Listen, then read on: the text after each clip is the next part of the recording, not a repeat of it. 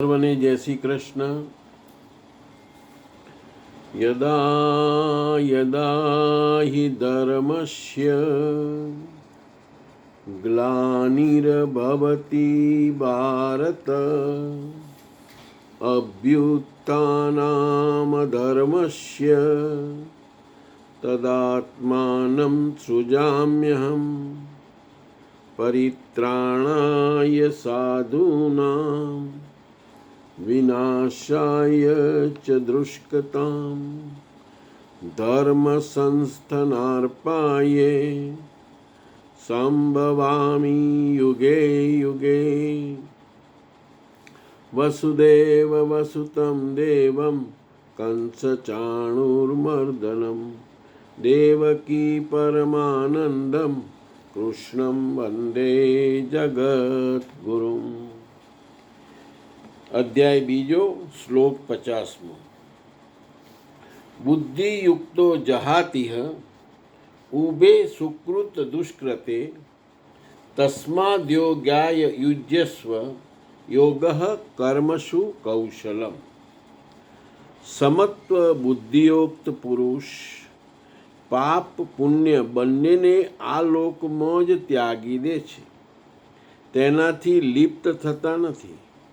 માટે સમત્વ બુદ્ધિયોગ માટે પ્રયત્ન કર. યોગ કર્મસુ કૌશલમ. સમત્વ બુદ્ધિ સાથે કરેલું કર્મનું આચરણ કૌશલ જ યોગ છે. સંસારમાં કર્મો કરવાના બે દ્રષ્ટિકોણ પ્રચલિત છે. લોકો કર્મ કરે છે તો તેનું ફળ પણ અવશ્ય ઈચ્છે છે, અથવા ફળ ન મળે તો કર્મ કરવા જ નથી માગતા. પરંતુ યોગેશ્વર શ્રી કૃષ્ણ આ કર્મને બંધન કરતા બનાવીને આરાધનાને એકમાત્ર કર્મ માને છે. આ અધ્યાયમાં એમણે કર્મનું નામ જ લીધું. અધ્યાય 3ના 9મા શ્લોકમાં તેની પરિભાષા આપવામાં આવે અને ચોથા અધ્યાયમાં કર્મના સ્વરૂપ પર વિસ્તારથી પ્રકાશ પાડવામાં આવ્યો. એટલે હજુ કર્મ શું અને શું કરવાનું એ તો ડિટેલમાં 3જા અને 4થા અધ્યાયમાં આવશે. પ્રસ્તુત શ્લોકમાં શ્રી કૃષ્ણે સાંસારિક પરંપરાથી હટીને કર્મ કરવાની કળા બતાવી છે કે કર્મ તો કરો, શ્રદ્ધાપૂર્વક કરો, પરંતુ ફળના અધિકારને સ્વેચ્છાથી છોડી દો. ફળ જશે ક્યાં? આ જ કર્મ કરવાનું કૌશલ છે. નિષ્કામ સાધનાની સમગ્ર શક્તિ આ પ્રમાણે કર્મમાં લાગેલી રહે છે. શરીર આરાધના માટે તો છે, આમ છતાં જિજ્ઞાસા સ્વાભાવિક છે કે શું હંમેશા કર્મ જ કરતા રહેવું કે તેનું કોઈ પરિણામ પણ આવશે. આને હવે સરળ ભાષામાં જોઈએ આપણે. આ શ્લોકમાં ભગવાન શ્રી કૃષ્ણ ખૂબ સુંદર રીતે યોગનો સાચો અર્થ સમજાવે છે. શ્લોકનો સાર એવો છે કે સમત્વ બુદ્ધિવાળો મનુષ્ય પાપ અને પુણ્ય બંનેથી ઉપર ઉઠી જાય છે, કારણ કે તે કર્મને ફળ સાથે જોડતો નથી. તેથી કૃષ્ણ કહે છે કે સમત્વ બુદ્ધિ મેળવવાનો પ્રયત્ન કર, કારણ કે યોગ કર્મસુ કૌશલમ. એટલે સમત્વથી કર્મ કરવું એ જ સાચું કર્મ કૌશલ છે. સરળ ભાષામાં સમજીએ તો સામાન્ય માણસ બે રીતે કર્મ કરે છે. એક, ફળની ઈચ્છાથી કર્મ કરે છે. મને આ મળશે તો જ હું કામ કરું, મને પગાર મળે તો નોકરી કરું. બીજું, ફળ ન દેખાય તો કામ જ છોડી દે, મને લાભ નથી તો શા માટે કરવું. પરંતુ શ્રી કૃષ્ણ એક ત્રીજો માર્ગ બતાવે છે. આ બંને માર્ગ કોઈ મતલબના નથી. આધ્યાત્મિક રસ્તે આપણે આ ત્રીજો માર્ગ જે છે એ લેવાનો છે. તેઓ કહે છે કર્મ જરૂર કર, પરંતુ ભગવાનની આરાધના સમજીને કર, મારા માટે નહીં. ભગવાનની આરાધના, હું આ ભગવાનનું કામ કરું છું, ભગવાન માટે કરું છું. ભગવાનની આરાધના સમજીને કર, ફળનો હક છોડીને કર. આ જ કર્મમાં કૌશલ કહેવાય છે. જેમ કોઈ માળી પ્રેમથી વૃક્ષને પાણી આપે છે, તે દરરોજ મૂળ ખોદીને નથી જોતો કે ફળ આવ્યું કે નહીં. તે પોતાનું કાર્ય કરતો રહે છે. સમય આવતા ફૂલ અને ફળ પોતે આવે છે. તેમ ભક્તને પણ ભક્તિ, સેવા અને સારા કર્મ કરવાના, પરંતુ સતત મને શું મળ્યો એવો હિસાબ ન રાખવાનો. આ બહુ સુંદર વસ્તુ કીધી કે આપણે ભક્તિ કરવાની કે સેવા કરવાની, પણ એ કરવાથી આપણને શું મળશે એનો વિચાર આપણે કરવાનો નથી. ફળની ચિંતા માણસની શક્તિ ખાઈ જાય છે. તમે ફળની ચિંતા કરો કે મને શું મળશે, મને મોક્ષ મળશે કે નહીં, મને ગોલોકવાસ મળશે કે નહીં, તો એ ચિંતા જે છે એ તમારી શક્તિ ખાઈ જાય છે. પરંતુ નિષ્કામ ભાવથી કરેલું કર્મ મનને શુદ્ધ કરે છે, અંદર શાંતિ લાવે છે અને ધીમે ધીમે ભગવાન તરફ લઈ જાય છે. અહીં તમારી છેલ્લી જિજ્ઞાસાનો પણ જવાબ શ્રી કૃષ્ણ આગળ આપે છે. શું હંમેશા કર્મ કરતા રહેવું? આપણી જિજ્ઞાસા શું છે કે આપણે ફક્ત કામ જ કર્યા કરવાનું? તો ભગવાન કહે છે, હા, શરૂઆતમાં ભક્તને કર્મ કરવું જ પડે, પરંતુ કર્મ ધીરે ધીમે ધીમે મન શુદ્ધ કરે છે, અને મન શુદ્ધ થાય પછી ભક્તિ ઊંડી બને છે, સમત્વ આવે છે અને અંતે આત્મા સાક્ષાત્કાર થાય છે. આ બધું જે માણસો ભગવાન તરફ વળ્યા છે એમના માટે છે. જેને નોકરી કરવી છે, ખાઈ પીને લેર કરવી છે, એમના માટેની કોઈ વાત જ નથી. એ તો જે કરે છે એ કરવાના જ છે, અને એ તો 84 લાખ ફેરામાં ફરવાના જ છે. આ તો જેને એમાંથી બહાર નીકળવું છે એમની વાત છે. અને અંતે આત્મ સાક્ષાત્કાર થાય છે. એટલે કર્મ માત્ર બહારનું કામ નથી, તે અંતરમાં પરિવર્તન લાવવાનો માર્ગ છે. એટલે તમે કર્મ કરો તો તમારા અંદર પરિવર્તન આવે. હવે 51મો શ્લોક. કર્મજમ બુદ્ધિયા યુક્તા હિ ફલમ ત્યક્ત્વા મનીષિહણમ જન્મ બંધ વિનિર્મુક્તા પદમ ગયચ્છન્ત્ય ના મયમ.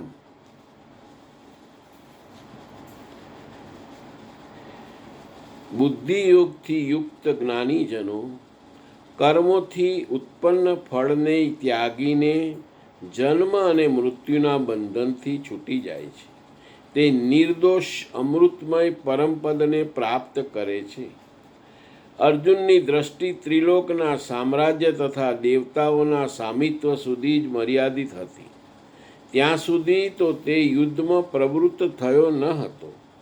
અહીં શ્રી કૃષ્ણ નવીન તથ્ય ઉદ્ગોતિત કરે છે કે આસક્તિ રહિત કર્મ દ્વારા અનામય પદ પ્રાપ્ત થાય છે. નિષ્કામ કર્મયોગ પરમપદ અપાવે છે, જ્યાં મૃત્યુનો પ્રવેશ નથી. હવે આને જરાક સમજણપૂર્વક.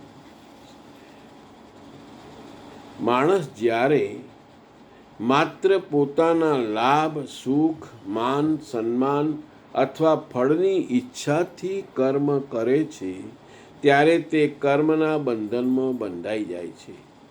સારા કર્મથી પુણ્ય મળે, ખરાબ કર્મથી પાપ મળે, અને એ પાપ પુણ્યના કારણે જન્મ અને મૃત્યુનું ચક્ર ચાલતું જ રહે છે.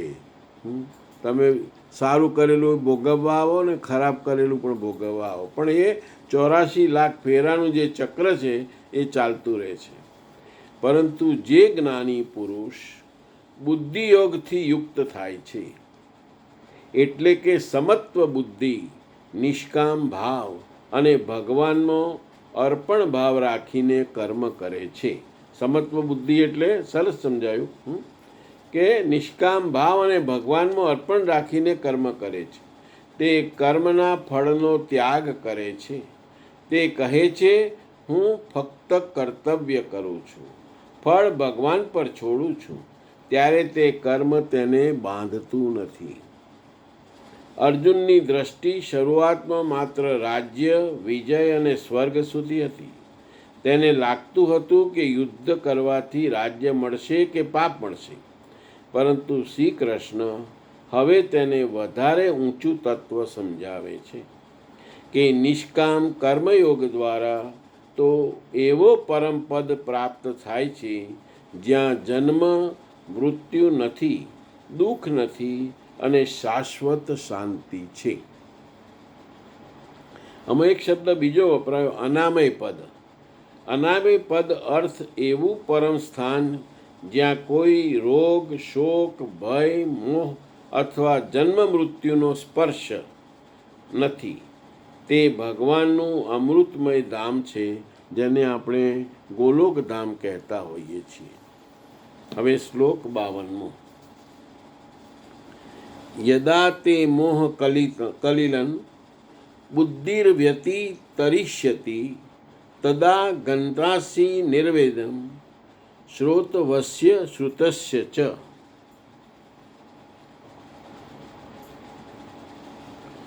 જે કાળમાં તારી પ્રત્યેક ભક્તની બુદ્ધિ મોહરૂપી કળણને સંપૂર્ણ રીતે પાર કરી લેશે, લેશ માત્ર પણ મોહ ન રહી જાય, ન પુત્રમાં, ન ધનમાં, ન પ્રતિષ્ઠામાં.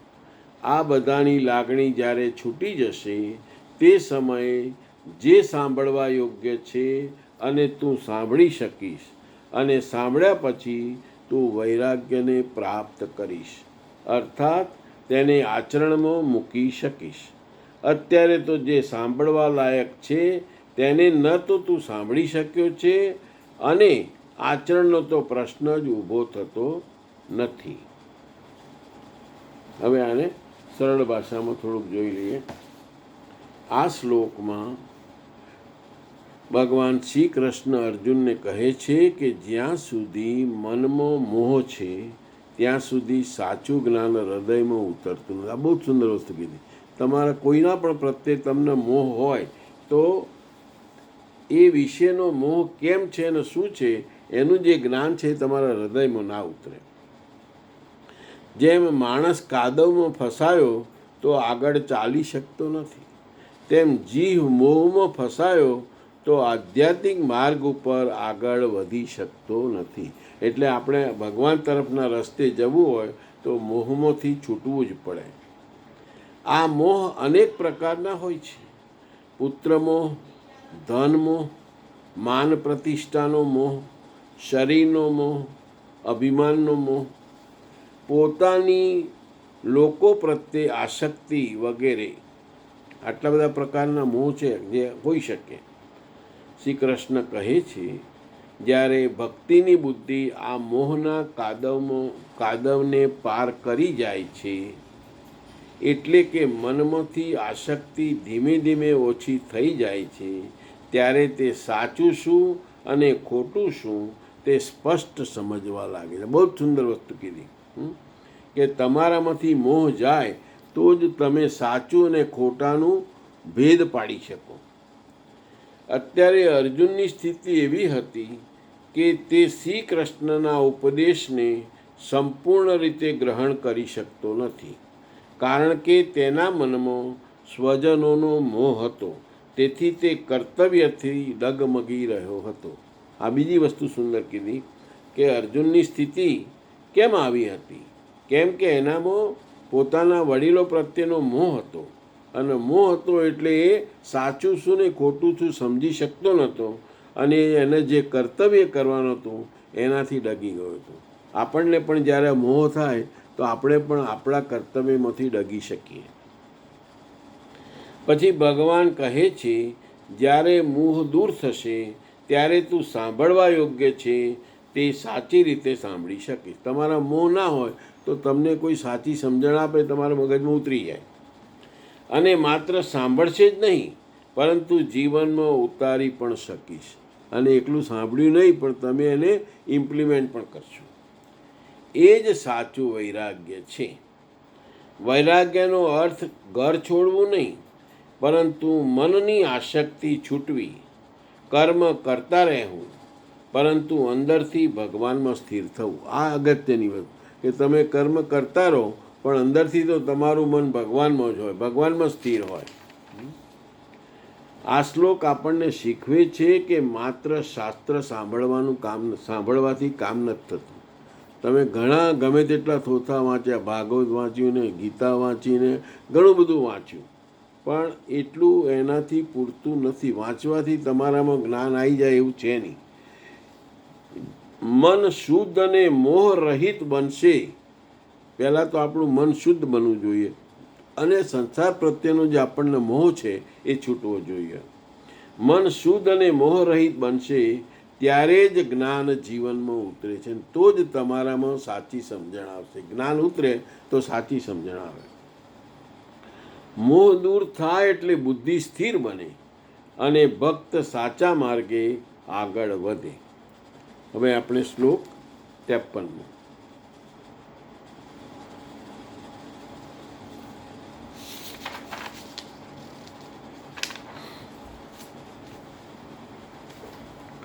શ્રુતિ વિપ્રતિપન્ના તે યદા સ્થાસ્યતિ નિશ્ચલા સમાધાવચલા બુદ્ધિ હિ તદા યોગમવાસ્યસી.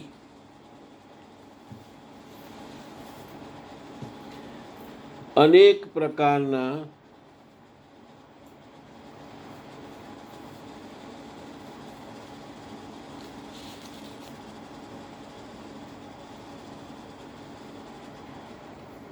આપણે, મને લાગે છે 52મો શ્લોક બાકી રહ્યો. 52મો કરવાનો ના, 52મો કરી દીધો. 53મો બરાબર જ છે. અનેક પ્રકારના વેદ વાક્યોને સાંભળીને વિચલિત થયેલી તારી બુદ્ધિ જ્યારે પરમાત્મા સ્વરૂપમાં સમાધિસ્થ થઈને અચળ સ્થિર થઈ જશે ત્યારે તું સમત્વ યોગને પ્રાપ્ત થઈશ, પૂર્ણ સમસ્થિતિને પ્રાપ્ત કરીશ, જેને અનામય પરમપદ કહે છે. આ જ એ યોગની પરાકાષ્ઠા છે અને આ જ અપ્રાપ્તની પ્રાપ્તિ છે. વેદોમાંથી માત્ર શિક્ષણ જ મળે છે, પરંતુ શ્રી કૃષ્ણ કહે છે શ્રુતિ વિપ્રતિપન્ના. શ્રુતિઓના અનેક સિદ્ધાંતોને સાંભળવાથી બુદ્ધિ વિચલિત થઈ જાય છે. આ બહુ સુંદર શ્લોક કયો છે. સિદ્ધાંતો ઘણાય સાંભળ્યા, પરંતુ જે સાંભળવા યોગ્ય છે એનાથી લોકો દૂર રહે છે. આ વિચલિત બુદ્ધિ જે સમયે સમાધિમાં સ્થિર થશે ત્યારે તું યોગની પરાકાષ્ઠા રૂપ અમૃત પદને પ્રાપ્ત કરીશ. જેવો અનામય પરમપદમાં સ્થિર છે, જેમની બુદ્ધિ સમાધિમાં સ્થિર થયેલી છે, એવા મહાપુરુષો કેવા હોય તે જાણવા અર્જુન ઉત્સુક હોય તે સ્વાભાવિક છે. હવે આને થોડું સરળ ભાષામાં, આ શ્લોક ખરેખર સુંદર છે. આ શ્લોકમાં ભગવાન શ્રી કૃષ્ણ અર્જુનને કહે છે કે મનુષ્ય ઘણી વાતો, ઘણા મત, ઘણા સિદ્ધાંતો અને અનેક પ્રકારના વેદ વાક્યો સાંભળીને ઘણીવાર ગૂંચવાઈ જાય. આમાં વેદ શબ્દ એટલા માટે વાપર્યો છે કે બધું શાસ્ત્ર વેદમાંથી જ આવેલું છે. પછી તમે 84 લાખ વૈષ્ણવની વાર્તા વાંચો, ગીતા વાંચો, ભાગવત વાંચો કે કંઈ પણ વાંચો, અને એ બધું વાંચો, એમાં પછી શું થાય કે ઘણા મત આવે, બધા જુદા જુદા સિદ્ધાંતો કે, અને એમાંથી માણસ પછી ગૂંચવાઈ જાય. દરેક માણસ પોતપોતાની સમજ પ્રમાણે માર્ગ બનાવે. હું સમજ્યો એ પ્રમાણે હું માર્ગ બનાવું, તમે સમજો એ પ્રમાણે તમે માર્ગ બનાવો. કોઈ સમજે કે ભાઈ આપણે તો કોઈક મરી જાય તો 16 દિવસ પાળવાના, કોઈ કે 10 દિવસ પાળવાના, કોઈ કે 4 દિવસ પાળવાના. દરેક પોતપોતાની રીતે સિદ્ધાંત બદલે, ઘણીવાર ગૂંચવાઈ જાય છે. દરેક માણસ પોતપોતાની સમજ પ્રમાણે માર્ગ બનાવે છે, તેથી બુદ્ધિ સ્થિર રહેતી નથી. એટલે પછી શું થાય કે તમારી બુદ્ધિ ભટકે. કોઈ સ્વર્ગને મોટું કહે તો કોઈ યજ્ઞને કહે, કોઈ કહે કે સ્વર્ગ મોટું છે તો કોઈ કે આપણે યજ્ઞ કરીએ એ મોટું છે એનાથી. કોઈ વળી ભોગને મોટું કહે કે ભાઈ ભગવાનને ભોગ ધર્યો હોય એ સૌથી મોટી વસ્તુ છે. તો કોઈ જ્ઞાનને, હા, જેટલો હોશિયાર હોય એટલું વધારે એ સૌથી મોટી વસ્તુ છે. આમ સાંભળતા સાંભળતા મન ભટકતું રહે છે, અને પછી શું થાય કે મન ક્યાંય સ્થિર થાય જ નહીં, એ ભટકતું રહે. પરંતુ જ્યારે મનુષ્ય બુદ્ધિ આ બધી બહારની ચર્ચાઓમાંથી ઉપર ઉઠીને પરમાત્મામાં સ્થિર થઈ જાય છે, ત્યારે તેની અંદર શાંતિ આવે છે અને મન ડોલતું નથી. આ બહુ સુંદર વસ્તુ કીધી કે તમારી બુદ્ધિ બહારની ચર્ચાઓમાં, એટલે આ ચોપડીને પેલી ચોપડીને આ વેદને ફલાણું, આ બધામાંથી ઉપર ઉઠીને પરમાત્મામાં સ્થિર, એટલે આપણું મન જ્યારે ભગવાનમાં સ્થિર થઈ જાય તો આપણને અંદર શાંતિ આવે અને આપણું મન ભટકતું અટકી જાય. સંશય રહેતો, કોઈ શંકા મનમાં રહે જ નહીં. એટલે અગત્યને શું કીધી કે આપણું મન પરમાત્મામાં ભગવાનમાં સ્થિર થવું જોઈએ, કાર્યમાં નહીં. આ કરવાનું, તે કરવાનું, આ કરવાનું, આ કરવું નહીં. અને અંતરમાં એક સ્થિરતા જન્મે છે. આ સ્થિતિને સમાધિ કહેવામાં આવે છે. સમાધિનો અર્થ માત્ર આંખ બંધ કરીને બેસી રહેવું નથી, પરંતુ મન, બુદ્ધિ અને ચિત્ત સંપૂર્ણ રીતે ભગવાનમાં સ્થિર થઈ જાય. અગત્યનું શું, સમાધિ કોને કહેવાય? તો તમારું મન, બુદ્ધિ અને ચિત્ત ત્રણેય ભગવાનમાં સ્થિર થઈ જાય. ભગવાન સિવાય કશું આગળ પાછળનું દેખાય જ નહીં. એ સાચી સમાધિ છે. પછી માણસને બહારની વસ્તુઓ આકર્ષાતી નથી, વખાણ કે નિંદા હલાવી શકતા નથી. સુખ ને દુઃખમાં સમભાવ રહે છે. ભગવાન કહે છે કે જ્યારે તારી બુદ્ધિ, કોને કહે છે? અર્જુનને કહે છે. ભગવાન કહે છે કે જ્યારે તારી બુદ્ધિ, એટલે અર્જુનને કહે એટલે આપણે એવું સમજવાનું કે આપણને જ કહે છે. ભગવાન કહે છે કે તારી બુદ્ધિ આવી અચળ બની જાય, એટલે આપણી બુદ્ધિ પણ જ્યારે આવી અચળ બને ત્યારે આપણે સમત્વ યોગ પ્રાપ્ત કરીશું. સમત્વ એટલે દરેક પરિસ્થિતિમાં સમાન ભાવ રાખવો. લાભ અને હાનિ, જીત અને હાર, સુખ અને દુઃખ, બધામાં જે સમ રહે છે તે યોગી છે. યોગીનું સરસ આપણને આપ્યું. અનામય પરમપદનો અર્થ છે એવું પરમ સ્થાન જ્યાં કોઈ દુઃખ, ભય, ચિંતા કે જન્મ મરણનો સ્પર્શ નથી. જ્યાં ભગવાન પોતે રહે છે એ સ્થાન એ પરમપદ છે. અને એ કેવું સ્થાન છે કે જ્યાં કોઈ દુઃખ, ભય, ચિંતા કે જન્મ મરણનો સ્પર્શ નથી. આત્માની સંપૂર્ણ શાંતિ અને પરમાત્માની પ્રાપ્તિ એ જ આ સ્થિતિ છે. અહીં એક સુંદર વાત સમજાવી છે. વેદો માર્ગ બતાવે છે. પછી વેદ કહો કે બીજી કોઈ પણ પુસ્તકો કહો, આપણા પૃષ્ટિ માર્ગમાં હોય તો 84 વૈષ્ણવની વાર્તા, ભાગવત, ઘણું બધું આવે, બરાબર. પણ સમજવાનું વસ્તુ આ છે કે આ બધા પુસ્તકો છે ને માર્ગ બતાવે છે, શિક્ષણ આપે છે, પરંતુ અંતિમ અનુભવ તો પોતાની ભક્તિ અને અંતરની સ્થિરતાથી જ થાય છે. તમારી અંદરની ભક્તિ હોય તો જ તમને સ્થિરતા આવે. બાકી આ બધું વાંચન કરવાથી સ્થિરતા આવે નહીં. માત્ર સાંભળવાથી નથી થતું, જીવનમાં ઉતારવાથી થાય છે. તમે સાંભળ્યું તો ખરું, પણ જો જીવનમાં ના ઉતારો તો એનો કંઈ અર્થ નથી. આ શ્લોક પછી અર્જુનના મનમાં સ્વાભાવિક પ્રશ્ન ઊભો થાય છે કે જે મહાપુરુષ આવી સ્થિર બુદ્ધિવાળા હોય છે તેઓ કેવી રીતે બોલે છે, કેવી રીતે રહે છે, તેમનું વર્ણન કેવું હોય છે? તો જેને આત્માનો સાક્ષાત્કાર કર્યો છે, આ મહાપુરુષ એટલે, તો એ કેવા હોય? એટલે આગળ અર્જુન ભગવાનને સ્થિત પ્રજ્ઞ પુરુષના લક્ષણો પૂછે છે. ત્યાંથી ગીતા ઊંડા આધ્યાત્મિક માર્ગમાં પ્રવેશે છે. હવે આપણે 54મો શ્લોક આવ્યો. સ્થિત પ્રજ્ઞસ્ય કા ભાષા સમાધિસ્થસ્ય કેશવ સ્થિત દીહિ કિમ પ્રભાષેત કિમાસિત વ્રજેત કિમ.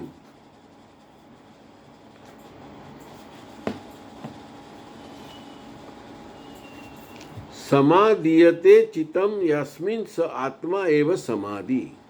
જેમાં ચિત્તનું સમાધાન થાય તે આત્મા જ સમાધિ છે. આ કોણ કહે છે? અર્જુન. અર્જુન ઉવાચ. જેમાં ચિત્તનું સમાધાન થાય તે આત્મા જ સમાધિ છે. અનાદિ તત્વમાં જ જે સમત્વ પ્રાપ્ત કરી લે તે સમાધિસ્થ કહેવાય છે. અર્જુને કહ્યું, કેશવ, સમાધિસ્થ સ્થિર બુદ્ધિવાળા મહાપુરુષના લક્ષણો કયા? આવા સ્થિત પ્રજ્ઞ પુરુષ કઈ રીતે બોલે, તે કઈ રીતે બેસે, તે કઈ રીતે ચાલે, આવા 4 પ્રશ્નો અર્જુને પૂછ્યા. આથી ભગવાન શ્રી કૃષ્ણે સ્થિત પ્રજ્ઞના લક્ષણો બતાવતા કહ્યું. એકચ્યુઅલી આને થોડુંક વધારે કેવી રીતે બેસે એટલે માણસ જ છે ને માણસની રીતે જ બેસે. આમ તો કંઈ એનું જુદું બેસવાનું ના હોય કે એના કંઈ બીજું કંઈ એનામાં જુદું ના હોય. અર્જુન વાચ. અહીં અર્જુન ભગવાન શ્રી કૃષ્ણને અત્યંત મહત્વનો પ્રશ્ન પૂછે છે. અત્યાર સુધી ભગવાને સમત્વ, સ્થિર બુદ્ધિ અને સમાધિની વાત કરી. હવે અર્જુન જાણવા માગે છે કે જે મનુષ્ય ખરેખર આ સ્થિતિને પ્રાપ્ત કરી ચૂક્યો હોય એવો મહાપુરુષ દેખાય કેવો, તેનું જીવન કેવું હોય. અગત્યની વસ્તુ આ કે ભાઈ જેને ભગવાનનો સાક્ષાત્કાર કર્યો, આત્માનો સાક્ષાત્કાર કર્યો, જેને ભગવાનને મળ્યા છે, તો એનું જીવન કેવું હોય. અર્જુનનો પ્રશ્ન બહુ સ્વાભાવિક છે, કારણ કે માત્ર સિદ્ધાંત સાંભળવાથી સંતોષ થતો નથી. મનુષ્ય ઈચ્છે છે કે આ જ્ઞાન જીવનમાં કેવી રીતે દેખાય છે તે સમજાય. ખબર પડવી જોઈએ કે આ જ્ઞાન જુદું કેવી રીતે પડે. સમાધિ શબ્દનો અર્થ અહીં માત્ર ધ્યાનમાં બેસી જવું એવો નથી. જેમનું ચિત્ત સંપૂર્ણ રીતે આત્મામાં સ્થિર થઈ ગયું છે, આત્મામાં એટલે ભગવાનમાં, જેમનું ચિત્ત સંપૂર્ણ રીતે ભગવાનમાં સ્થિર થઈ ગયું છે, જેમના મનના ભટકવા બંધ થઈ ગયા છે, જેનું મન ભટકતું બંધ થઈ ગયું છે, અને જેમને પરમાત્મામાં સમત્વ પ્રાપ્ત થઈ ગયું છે, તેમને સમાધિષ્ઠ અથવા સ્થિત પ્રજ્ઞ કહેવાય છે. અર્જુને ભગવાનને 4 પ્રશ્નો પૂછ્યા. સ્થિર બુદ્ધિવાળા મહાપુરુષના લક્ષણો કયા, એટલે કે એવો પુરુષ અંદરથી કેવો હોય. અંદરથી એટલે એના વિચારો કેવા હોય, એનું મન કેવું હોય. બીજું, તે કેવી રીતે બોલે, એટલે બોલતા તો બધા સરખા જ હોય, આપણે એક સરખું જ બોલીએ, કંઈ જુદું ના હોય, પણ એનો અર્થ એવો છે કે તેના શબ્દોમાં શું વિશેષતા હોય. ત્રીજું, તે કેવી રીતે બેસે, બેસવાનું તો પલાઠી વાળીને જ બેસે. એટલે એવું નથી, પૂછવાનો અર્થ એવો છે કે તેની અંદરની સ્થિતિ કેવી હોય, મન ક્યાં સ્થિર એનું રહે. અને ચોથું પૂછ્યું, તે કેવી રીતે ચાલે. ચાલે તો 2 પગથી જ ચાલે, આપણે 2 પગથી ચાલીએ, પણ એનો અર્થ એવો છે કે જીવનમાં તેનું વર્તન અને વ્યવહાર કેવા હોય. એ જીવનમાં એનું વર્તન અને વ્યવહાર કેવો હોય. અર્જુનનો અર્થ બહારની ચાલ ડાળ જાણવાનો નહોતો, તે તો જાણવા માગતો હતો કે જ્ઞાની પુરુષનું આખું જીવન કેવું બને છે. હવે ભગવાન શ્રી કૃષ્ણ આગળના શ્લોકમાં સ્થિત પ્રજ્ઞ પુરુષને સમજાવવાનું શરૂ કરે છે. ગીતાનો આ ભાગ અત્યંત મહત્વનો છે, કારણ કે અહીંથી સાચા યોગી, જ્ઞાની અને પરમાત્માને પ્રાપ્ત થયેલા મહાપુરુષનું જીવંત ચિત્ર મળે છે. હવે શ્લોક 55. 4 ને 28 થઈ છે, એક શ્લોક થઈ જશે. ભગવાન વાચ. આપણે એ કરી દઈએ. પ્રજાહાતિ યદા કામન સર્વાન પાર્થ મનોગતાન આત્મને વ્યાત્મના તૃષ્ટ સ્થિત પ્રજ્ઞ સ્થિચ્યતે.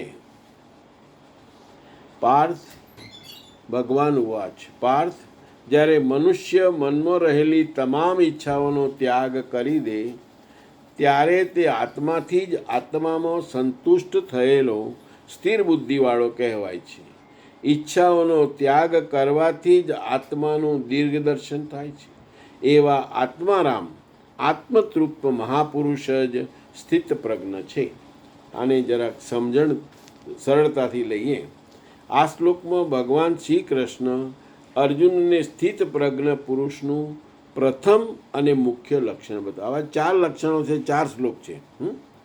શ્લોકનો સાર એવો છે કે જ્યારે મનુષ્ય પોતાના મનમાં રહેલી તમામ ઈચ્છાઓનો ત્યાગ કરી દે છે અને પોતાના આત્મામાં જ સંતોષ અનુભવવા લાગે છે, એને કોઈ ઈચ્છા નથી હોતી, મારે ગાડી જોઈએ, મારે આ જોઈએ, મારે તે જોઈએ, કશું નહીં, ત્યારે તેને સ્થિત પ્રજ્ઞ કહેવાય છે.